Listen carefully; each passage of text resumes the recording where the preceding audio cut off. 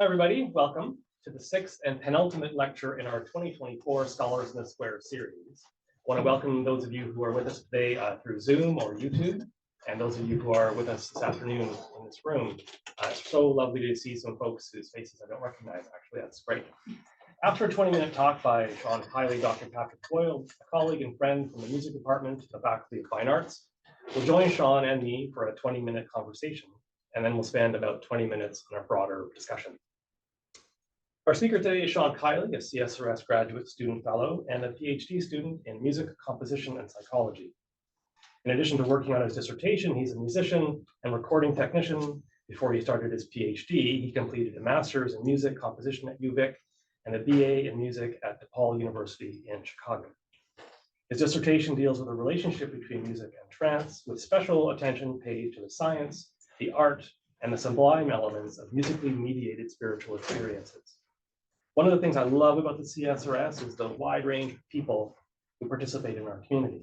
Last week, one of our research fellows talked about the ways the caste system and Brahmanism constrain his own community through laws and customs.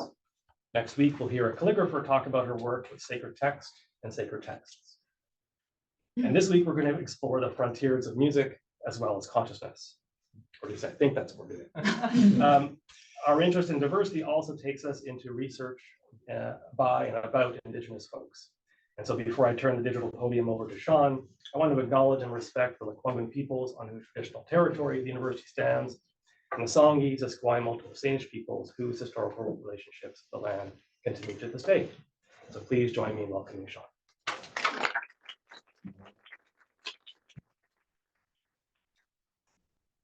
Thank you very much for the introduction, Paul, and thank you all so much for being here today. It means a lot to me.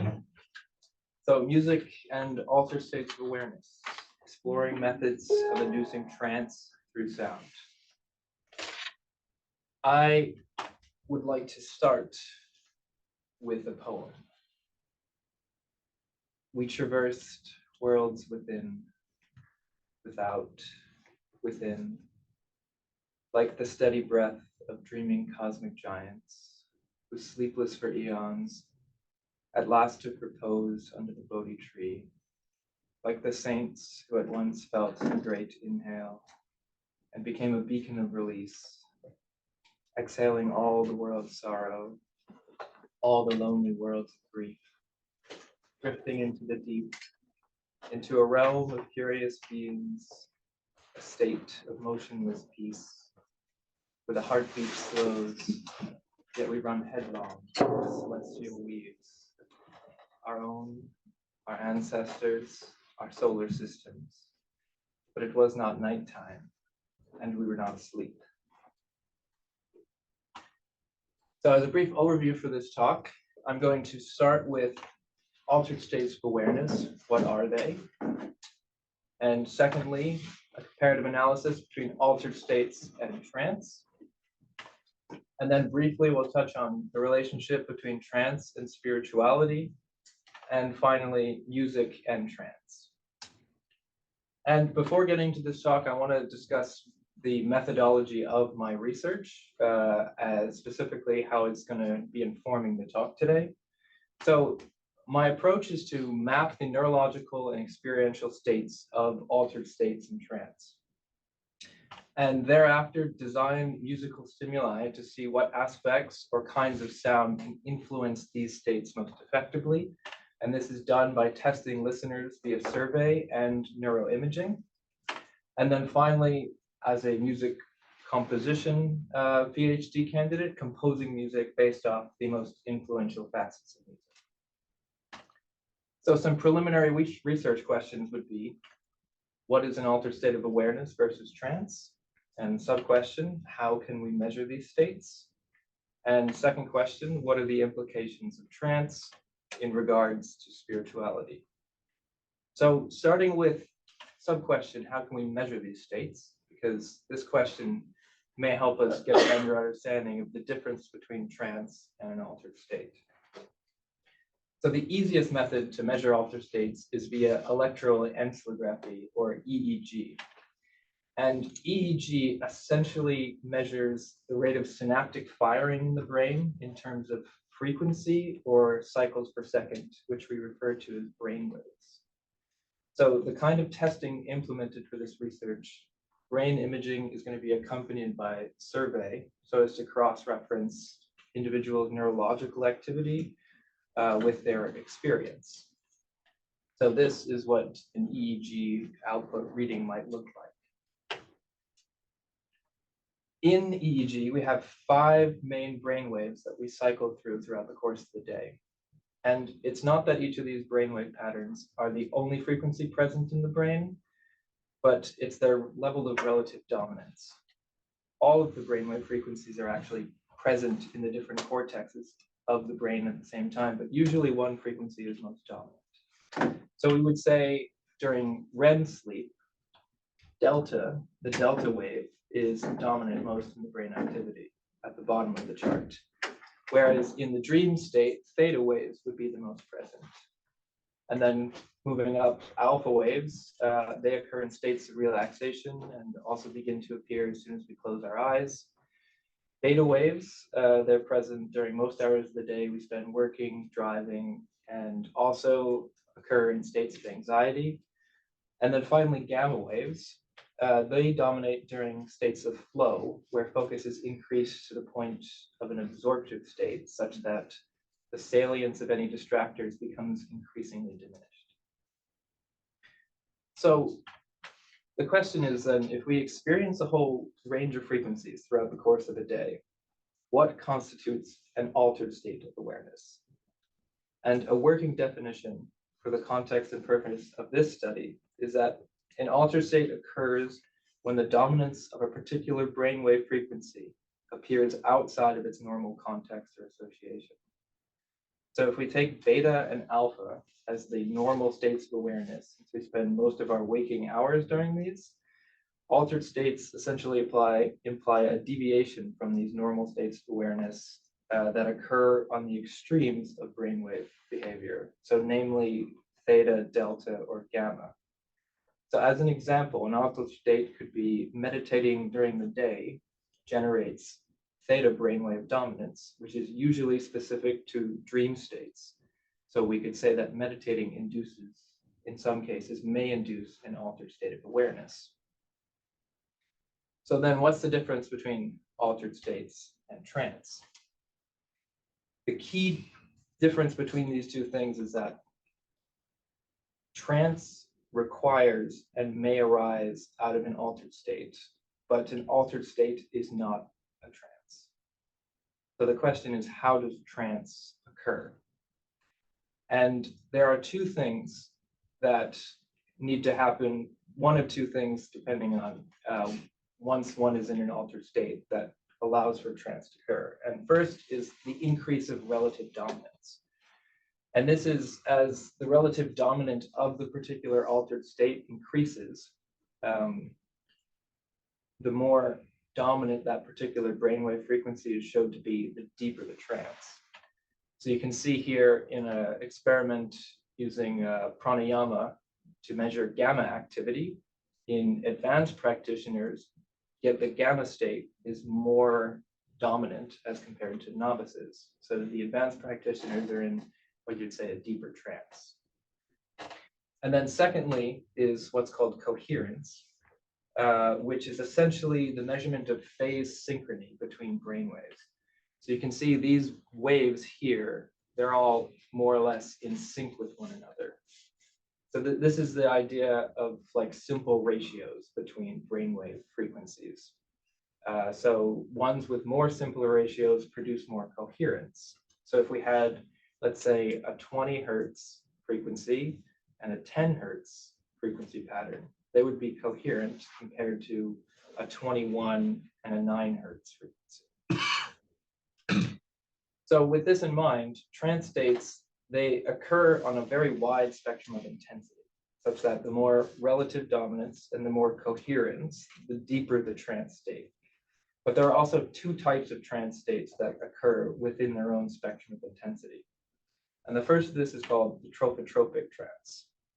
And in this kind of trance, the parasympathetic nervous system is activated, which is the system that controls rest and digestion and is generally trying to conserve energy. and it's colloquially referred to as states of hypnosis, meditation, or solemnity.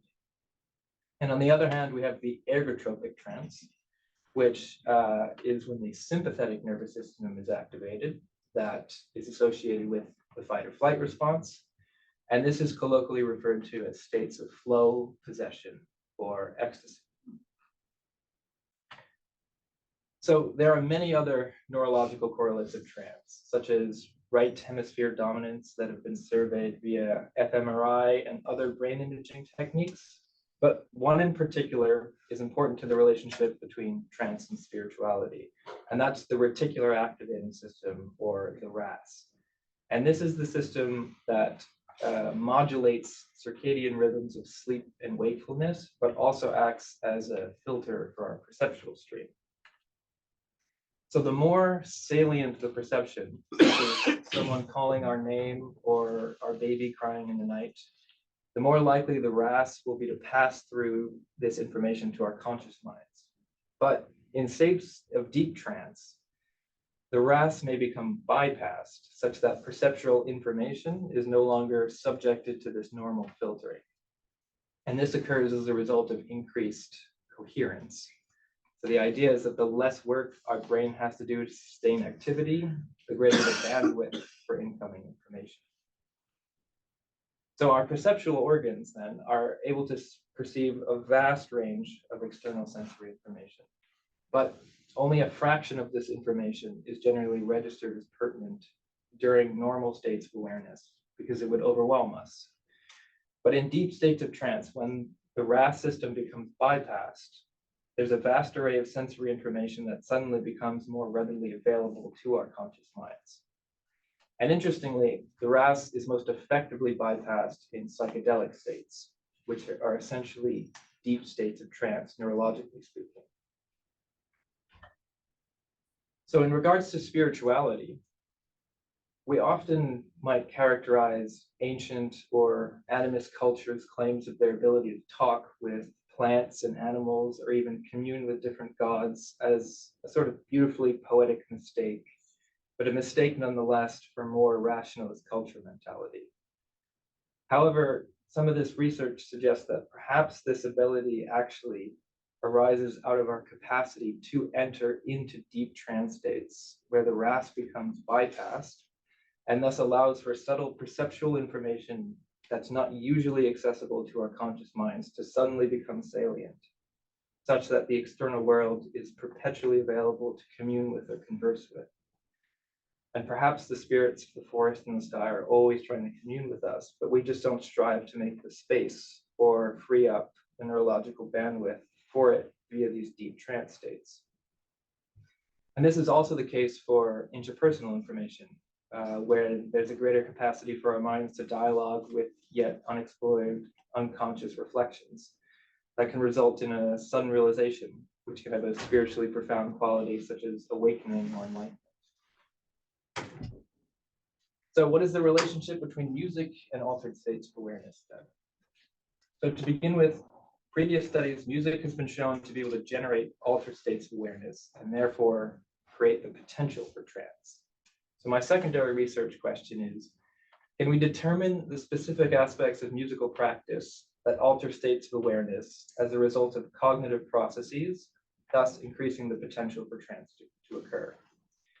And with cognitive processes, I'm referring to these automatic or involuntary processes of perception and cognition that are generally more universal, where the brain responds to certain musical stimuli in such a way that it becomes altered.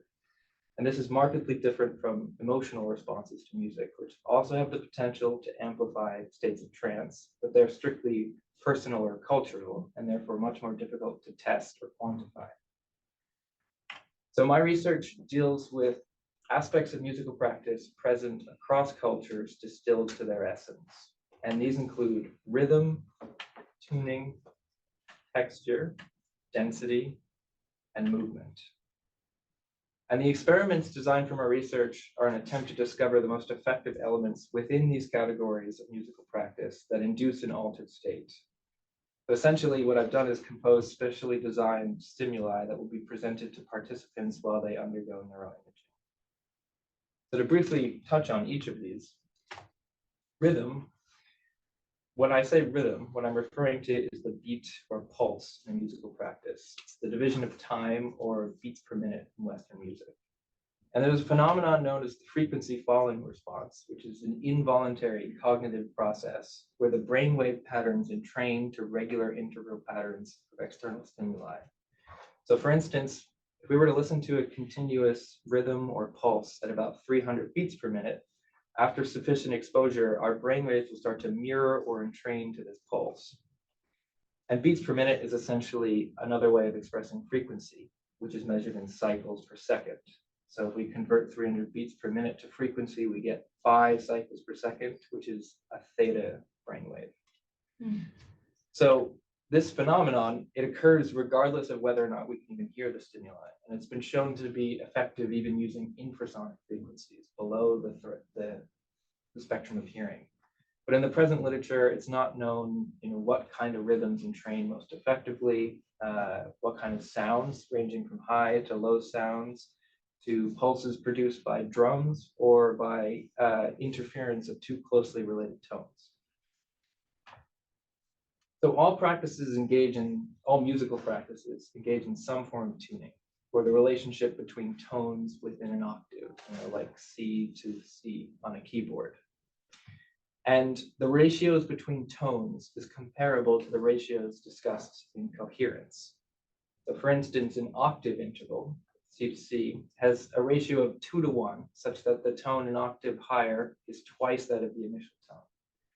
And traditionally, most cultures tune notes in accordance to these more simple ratios. But Western music, for example, in the last several hundred years, adopted a scale where these ratios are altered to allow more seamless modulation. So based on the frequency following response, it's hypothesized that music with intervals tuned to more simpler or more coherent ratios would generate more coherence in a listener and thus increase the capacity for trance to occur. Texture in musical practice varies from melodic sequences to motivic sequences, which are more wandering between notes, to harmonic progressions or chords, to timbral sequences, which are concerned with the quality of the sound rather than the notes, like a didgeridoo, for example. So each of these textures induces a kind of expectation in the listener. And expectations in this context are essentially the future-oriented anticipations that occur within the perception of the present or the now. And the perception of the now essentially expands or contracts based on the environmental stimuli and an individual state of mind. So the longer the size of our present experience, the greater the potential for trance. And the greater the level of predictability in an external stimuli, the greater the extent of the expectations, or what's referred to as pretensions in present time consciousness theory, makes the greater the size of the present. However, there is one caveat with predictability, because predictability must be sustained without a sense of closure to be effective in increasing the size of the present. So melodic sequences are poorly suited to inducing trance states because this feeling of closure by returning to the note they started with or having a cadence. So whereas textures that are sustained predictability without this type of closure, they're more conducive to trance states. And so a lot of studies suggest that wandering motivic sequences are actually more effective to these expanded states of awareness, but there's little data for this claim at present. Density in musical practice is concerned with the number of perceivable streams occurring simultaneously and our perceptual limitations. So in relation to the induction of trance states, it functions quite similarly to flow states. So this is a graph for a flow state, such that an overwhelming density would be akin to, on the left hand of the graph, a high arousal challenge and a low efficiency skill, which would be our limited cognitive bandwidth and result in anxiety. And conversely, high efficiency skill with low arousal would result in boredom. So density similar to flow in that when our limitations are in optimal grip with our capacity, there's a greater potential for trance. So density is then a question about perceived complexity, some of which can be culturally related, but a large portion has to do with our general cognitive bandwidth. So the question for this experiment is concerned with average optimal density levels in music between participants of different cultures and musical backgrounds. And finally, movement, which in the context of musical practice explored for this research is concerned more with sudden changes and in the music, such as shocking change in tempo or an increase in volume. So we've seen how rhythm entrains the brain to certain frequencies, but rhythm also activates the sensory motor cortex, regardless of whether or not we are moving or paying attention to the rhythm. And the most primal part of our brain, the cerebellum, also deals with motor control. And this part of the brain is highly active in the fight or flight response. So it's in the best interest of our survival to have more emotional responses in fight or flight scenarios. And due to the fact that musical rhythm can simulate movement, a sudden change can induce a simulated fight or flight response, which would increase the capacity for an ergotropic trance to occur. So the high emotional arousal associated with this response amplifies the potential for trance. And it's perhaps the only kind of emotion testable in this paradigm because it's a result of these universal processes such as the fight or flight response. But there's little research on the kinds of movement that are most conducive for creating ergotropic responses. So in conclusion, altered states of awareness are deviations from normal brainwave behaviors measured in frequency. Trance occurs on a wide spectrum of intensity depending on the relative dominance or coherence of the altered state. And then in trance states, subtle perceptual and interpersonal information becomes more readily accessible that may become the basis for a spiritual experience. And musical features that act on universal cognitive processes may increase the potential for trance to occur by directly altering our states of awareness. The experiments designed in my research strive to better identify the qualities within the more universal musical features that alter states of awareness, thus increasing the potential for trance. Thank you.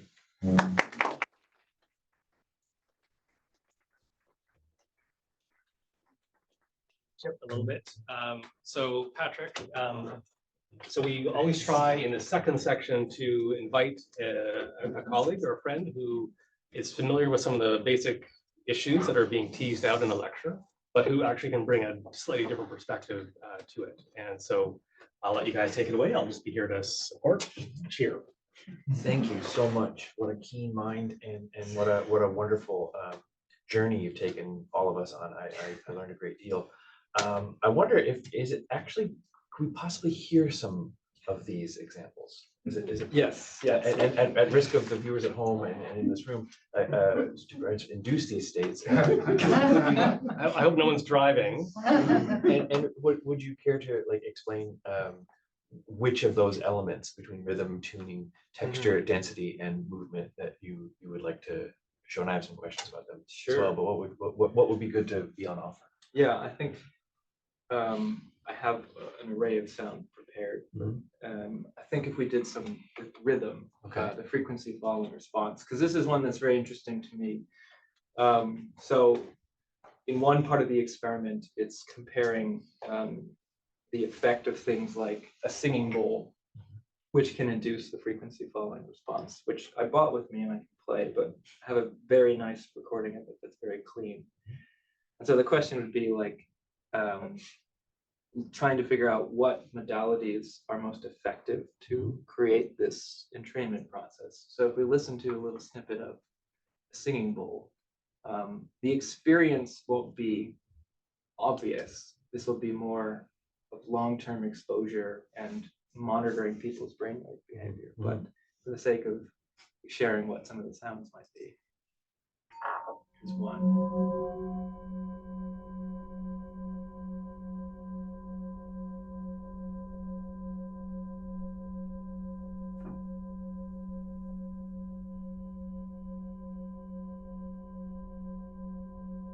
And then conversely, we would do a comparative analysis by testing frame drums, playing at different polyrhythmic patterns to see if polyrhythmic patterns actually entrain the brain better. Still falling under the banner of rhythm. Yes, Okay. rhythm. This is the frequency following response and brainwave entrainment.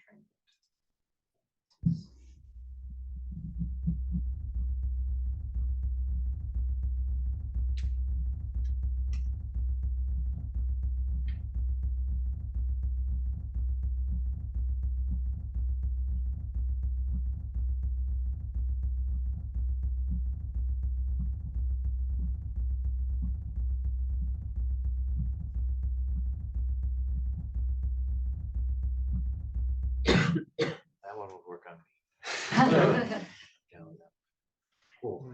And so you're ultimately you're trying to find what between the mapping and the design. You're mapping the brain to ultimately design sounds that would sort of contribute or stimulate this activity. But then you, as a composer, you'll ultimately be writing music based on this. I've personally not heard of another composer doing this. First, has another composer gone through this level of effort to see what would work on an audience? I don't know. Yeah, it's really quite special.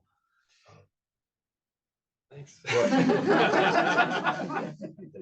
The sounds then that you're going for that you've just played just now, Yeah. are they based on on anyone else's previous research, or are these your best guesses at what might actually? A lot of these are shots in the dark. The research is very confusing to kind of make sense of, and also very new and very contradictory. Right. And so a lot of it has just been sort of phenomenological, just testing on myself and having to cross-reference, more established experiments to kind of rule things out and be like, okay, like I think intuitively I gotta just narrow it down and be like these two things. How do you account for different listeners, and how much do their backgrounds factor in? What I'm looking for in the research is intrapersonal. So it's interpersonal differences. I see. So it's like, how are you as an individual responding differently to these? The interpersonal approach of how much your brain is affected versus this person is also something to take into consideration. But it is kind of about the person and seeing, like, once we've sort of figured out those intrapersonal trajectories to see what's common, what's showing up as most common. Are people generally having a better response to the frame drums, or are they having a better response to the bowls? And yeah, that makes a lot of sense. In terms of the mapping, then, is there any type of in between? Like, can you? I don't even know how easy this would be to explain, but can you see if something, without hearing their responses in the interview, can you see that, okay, this is clearly moving towards an altered state of awareness, or could build to trance? Like, is there an in between area? A gray area? Yeah. Well, the interesting thing about or can you see if something's working, I suppose? Yeah. The interesting thing about altered states, like the way that they're being defined here, is you could be in an altered state and you have no idea that you're in an altered state. But if I hooked you up to an EEG, I could see that, okay, theta wave is starting to dominate your experience. And so that's the interesting thing with survey, is like there might be some contradictory things that will have to be reconciled. But the fact that that your brainwave patterns would be showing theta in response to something would show that this is actually working and affecting you, right? Regardless of your taste and regardless of how you feel about it, right? But like something is happening, and that's kind of what I'm curious. Is like, is something happening? You're taking away the variables, which I think is really quite amazing. So, what has surprised you so far in this? If you care to share anything, what is there anything that is making you rethink what you previously thought about music and sound? Or yeah, the melody thing was very surprising. Of when doing those tests and then actually finding research and kind of doing an ethnographical review and looking at trance music and how trance music kind of avoids melody like the plague sometimes. It's like always like trying to be more, motivic and aimless. Right. And I just thought that was, especially like culturally, we love melody so much, and I love melody. And to kind of actually doing these tests on myself and noticing that predictability was undermined by a sense of closure was kind of mind-boggling to me. Yeah. The difference. Yeah. Melody is interesting too, because it is like it's the visual representation of sound just as it moves vertically, and you can sort of see it like it's what inhabits contour more than anything else. It's the thing that you can sort of follow, and perhaps as a result, you're the researcher, but the thing that might set up the most predictability. Yeah. So, like, a good maybe little clip to play is like this is Balkan hornpipe music. Oh, neat. And you hear a lot of sort of music used for trance that is not melodic, and it just kind of seems random and wandering. But this I quite like this example, which was a great insight.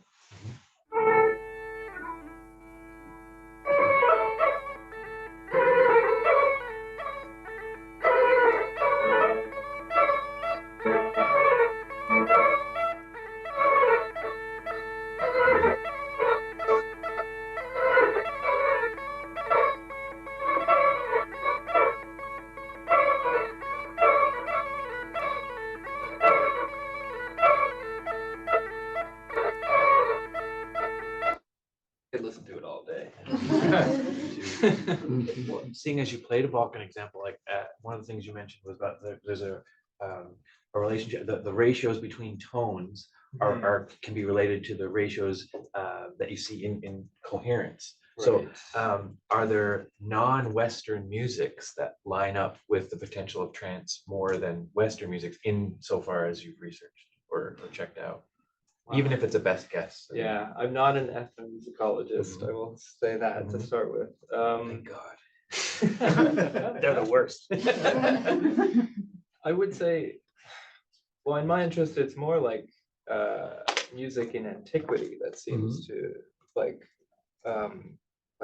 Greek music as well, that uses these more simpler ratios, and gamelan music too.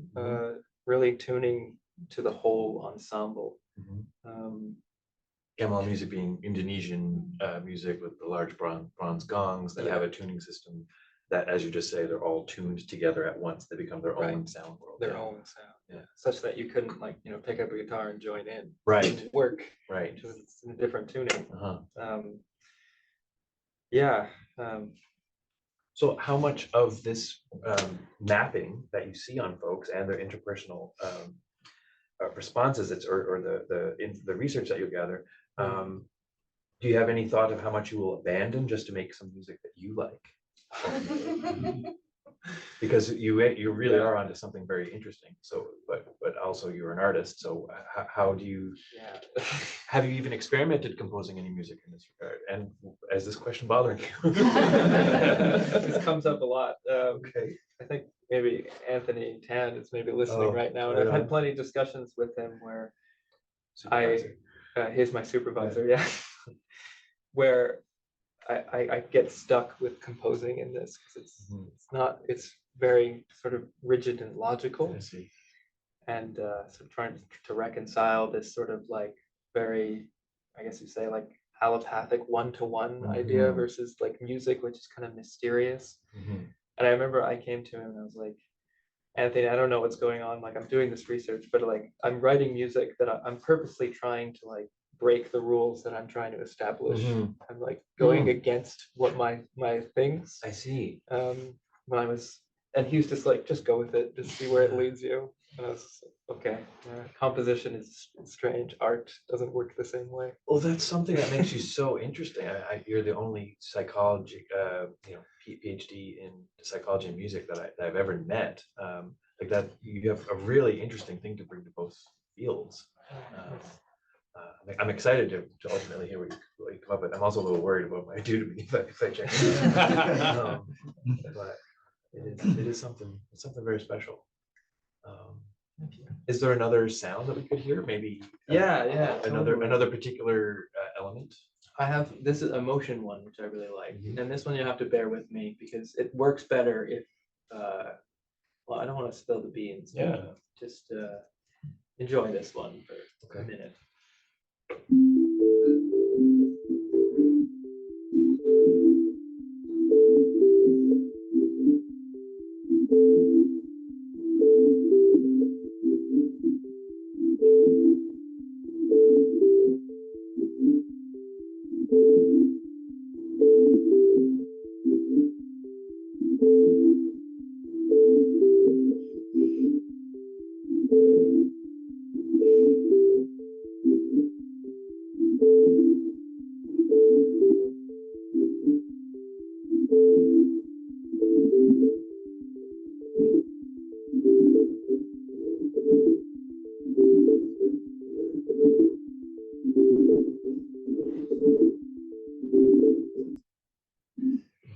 So yeah, for me, in that moment when it jumps suddenly to a new tempo, I can actually kind of feel that in my body.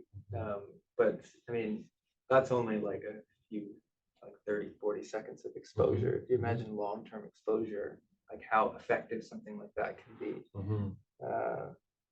How effective it would be in terms of inducing altered state and potentially trance, but then also Yeah. induce surprise and maybe Well- take one off that track as well, maybe?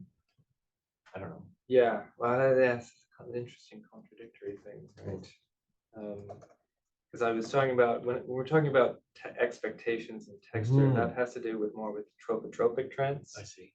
But then this kind of thing, motion, is the ergotropic trance, which is the one that's, taking the sympathetic nervous system response. So it's like kind of changing from one type of trance suddenly to another type of trance. Perhaps, who knows? I'm trying to figure it out. Really, really interesting.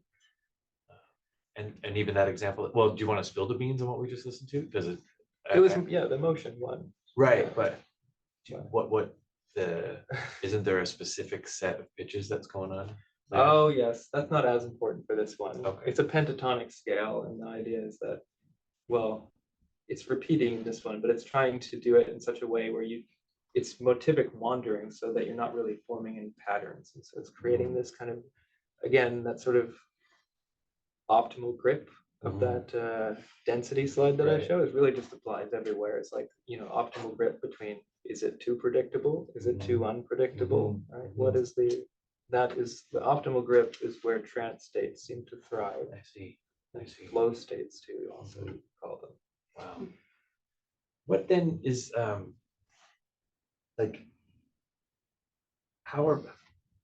is there a way of measuring surprise? I mean, I imagine it could come up in the interviews, but Right. does surprise register somewhere in the brain in the mapping side of it as well? Because I'm saying I'm offering that because to me, is surprise the opposite of trance? If trance is something that we're on board with and it is the same and I'm feeling this way, the second a surprise happens, perhaps trance dissolves or is veiled again.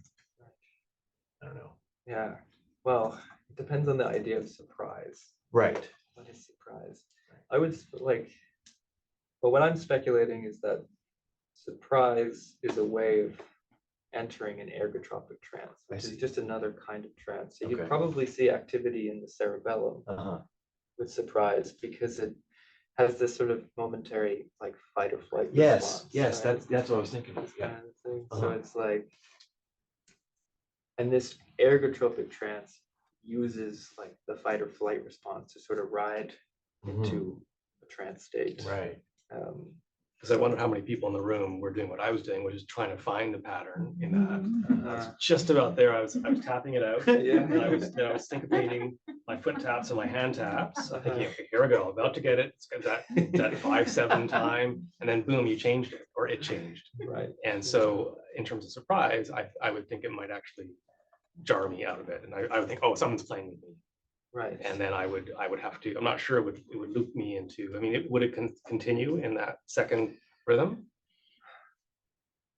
I'm just picking up what Patrick is sort of fishing for here. These are hard questions that I'm trying to figure out more. Yeah. Good questions. But in the first part of it, you're wanting people to be seeking the regularity of that rhythm. It's not sort of like you don't have to, but this is based off like speculative ethnographic reviews of trance music, where they say that in a bunch of different sources, sudden motion for some reason is present across all of these trance traditions. And I'm kind of like, can we figure out neurologically what's happening? What is there something there? Yeah. So I can get back to you on that one. Yeah. Yeah, I'm interested too if, while you're at it, you find out like what does take someone out of the trance, I suppose, and if there is specific musical elements that can come from it, or sonic elements. We don't even want to think of music. And then because I gather then it can be mapped when a flight or fight response is happening, and it'll be really interesting then if you could create music that would induce that as well. Right. In some way, which I suppose a surprising sound might well do that. And the first time you hear a surprising sound, it is very jarring, car horn or whatever, elephant. But then you sort of mitigate the fear right after that.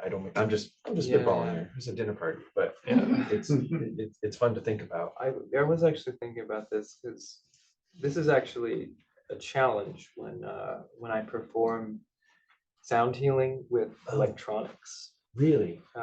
Because electronics are subject to having glitches, and the glitches can be kind of negative surprises that can really throw people out of the trance state that I've sort of trying to create. Is suddenly, it's this sort of soothing sound, and then the audio cuts out because of the buffer. Right. Sure. It's kind of like it's shocking, but in a negative way. Yes. But and that could be really jarring. And that could be jarring. It's not good. But perhaps there are good kinds of surprises, because I would think maybe with ergotropic trance it's more active. So if you were dancing to something like this, and then it suddenly surprised, it might throw you into a trance state with that little extra boost of okay, I didn't expect that, that fight or flight response. I'm not going to be testing people dancing though, so that's for another project. Geez, I want to just keep hearing you reflect on Patrick's questions, but we have to now sort of pivot to the rest of the room and to the folks who are with us on Zoom. And so we have lots of people who are not center fellows, because the center folks are going to be meeting tomorrow at 11 o'clock to tease this out. But those of you who are new to us, please feel free to just get my attention or Rachel or Scott's attention, and we'll listen to hear some questions. Yeah, just curious if you've explored, Brian Eno's material, and if that is in any way related to, the kind of thing you're exploring or doing.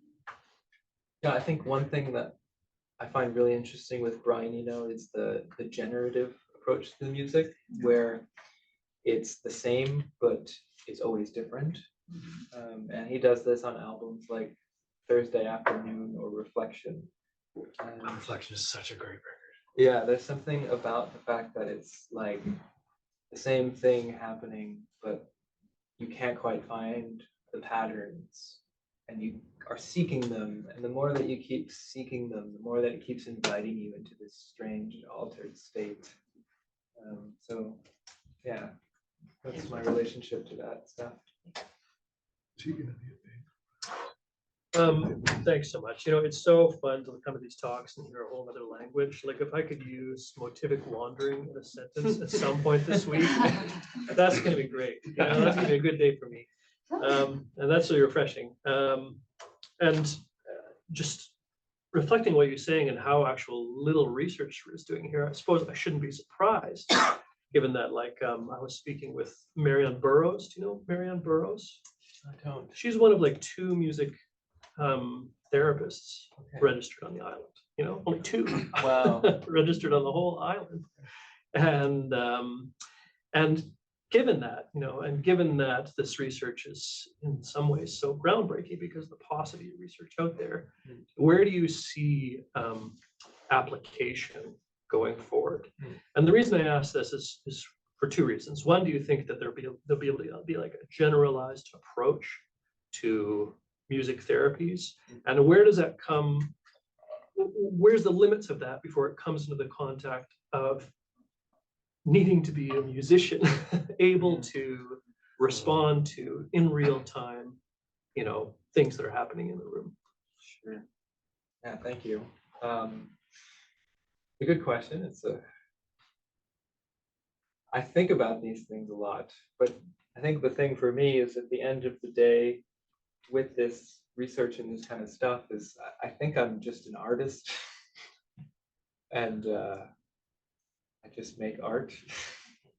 And so it's kind of like, this is my process of making art, and I hope maybe somebody else takes it and does something with it, because the art calls me too much. But I've had, ideas of like, yeah, this would be excellent for designing programs for people with ADD or ADHD, and working with, entrainment. There's already a little bit of research on what they call binaural beats, which is entrainment. But in my research, I've kind of discovered that binaural beats are not as effective as they say they are. I was going to ask you about that. Yeah, and I want to clarify that and see what is more effective, and kind of pass that on to people who maybe are more apt to use those implications in practice for things like music therapy. And then that last bit about music, can you rephrase the last part about musicians in the room? Well, as Marianne was describing, is that there's like in her sessions, there needs to be a certain amount of flexibility and ability as a musician, just as you would jamming with a group of people. You need to have that ability to attune to the people in front of you, rather than relying on like a rule book of this is what I will play because the research says this.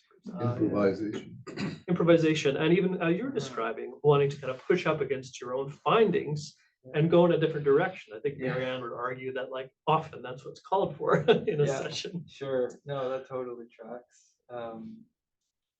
And that's the interesting thing about designing these experiments is I've had many iterations of designing things that I feel like would be kind of more specific to musicians.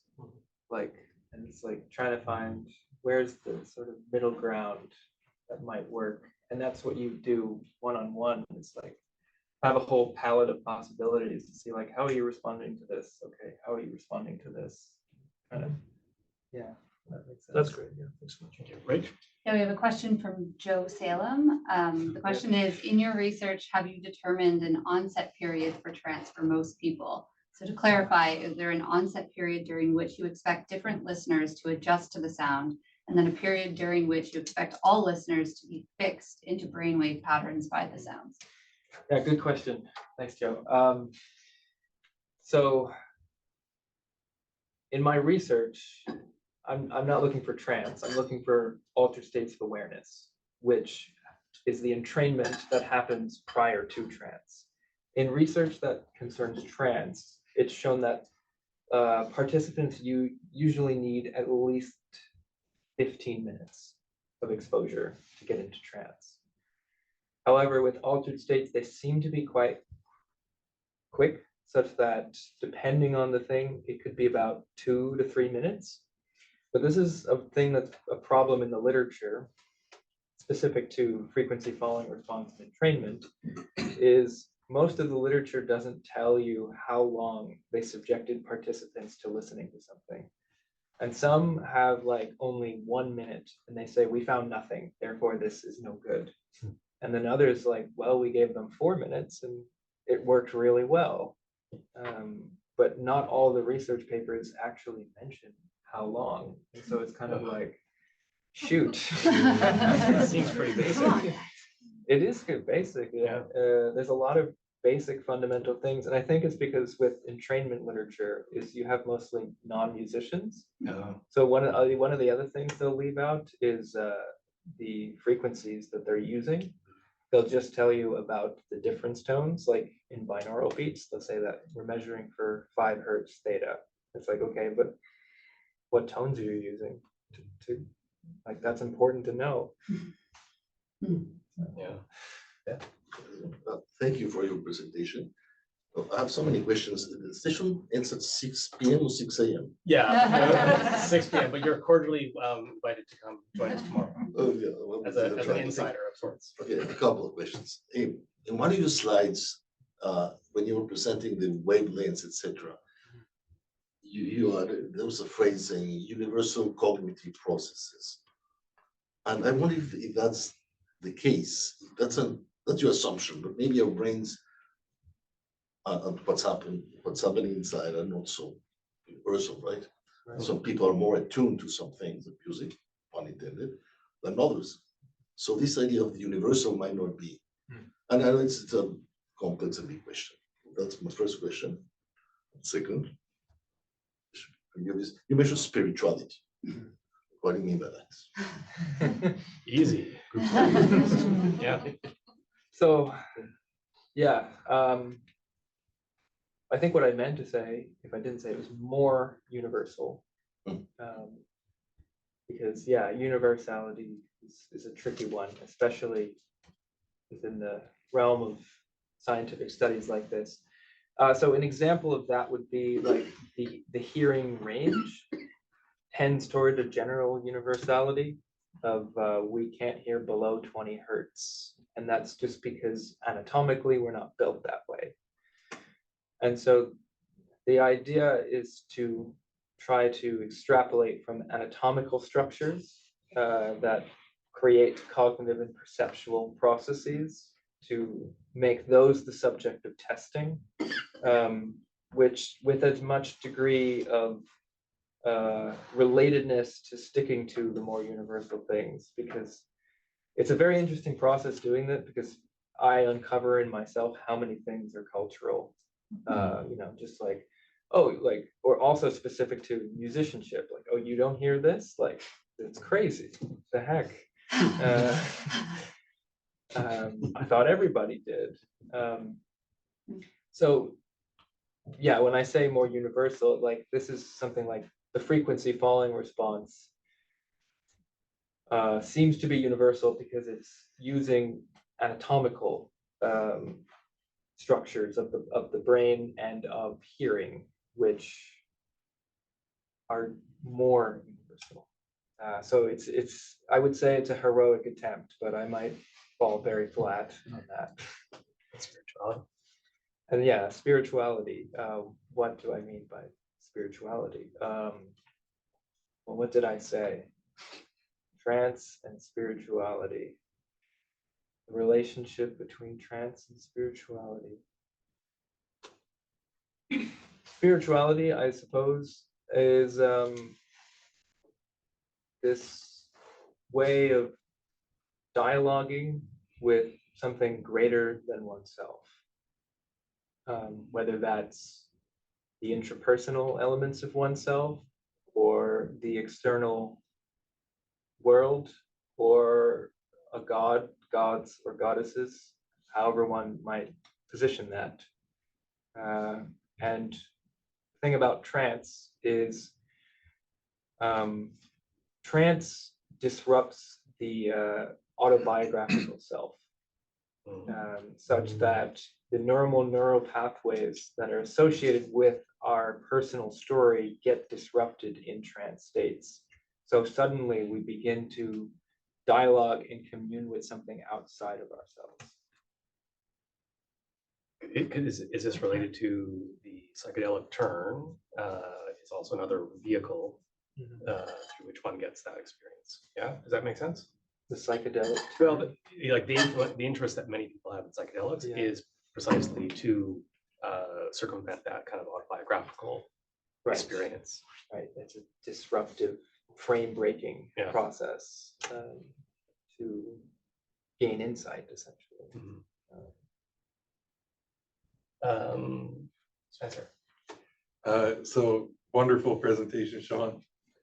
Very cool to hear. I'm gonna relay a scenario and hope this makes sense to you. And it was triggered by just seeing the different waves and all the big words you were using around that I don't quite understand. In my time working with indigenous medicine people in North America, I've noticed there's this unique pattern in music during ceremony where the more complex and serious the ceremony is, the less rhythm there is taking place. And I'm curious if there's some correlation between that. For example, if it's like a prayer song or something, be very obvious tempo, beat, drum. As you get into more serious ceremonies where you're physically using tools to suck trauma or spiritual sickness out of someone's body, the rhythm is incoherent, and it's a pattern that you can see as the ceremony gets more serious. It turns into those modes of sound. And so does that resonate with some of the waves I saw on the screen here? Yeah, I would say it seems that like the trance state itself has a very different terrain than the non-trance state. And it's almost like we use the music to catalyze that and propel that, but then all the rules that we use just break down once the trance state has been totally engaged. And it's like, now it's like, yeah, something that was, so it's like, you know, we kind of use it as a heuristic and then just like abandon it once the trance state has been initiated, is my speculation on that. But then you also touch on something that's like fundamental to trance, is like, I'm looking at specifically sound, but trance is like hugely contingent upon ritual and environment. If the ritual and the environment is like wrong, you can't get into a trance state. Those are kind of the most important things. Music is kind of just this sort of, I don't know, it's kind of like a bird that you can like fly on to soar into the trance state. And it's just kind of this extra sort of thing. So I'm just looking at like, okay, how do we make that extra thing like perfect so that when everything else is perfect, it's also perfect.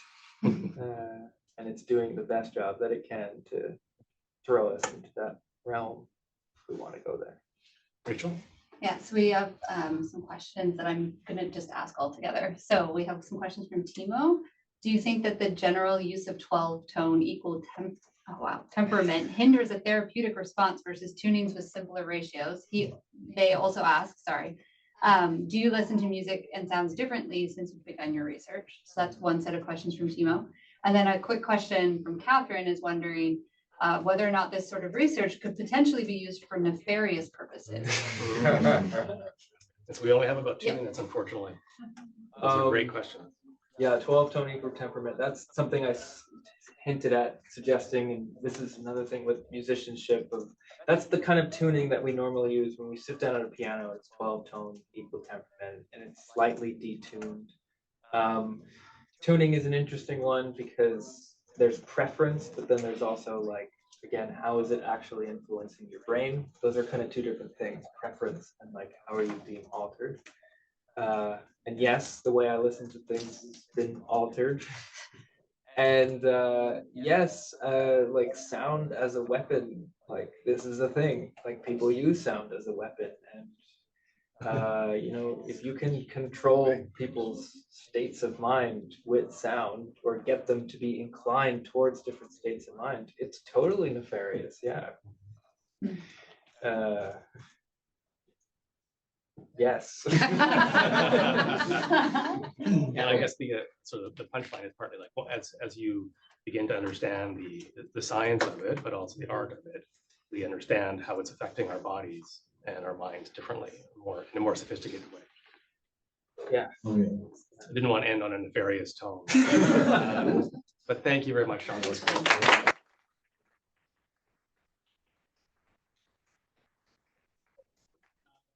next week, we have our final center event of the season, really.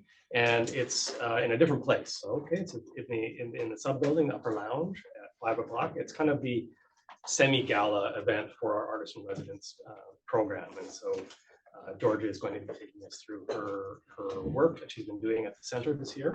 So please join us for that. There will be some light refreshments. We do ask you to register, so we have some sense of how much food to order. The registration is all online through the center's website. Okay, thanks everybody. Have a great weekend. Yeah. Oh.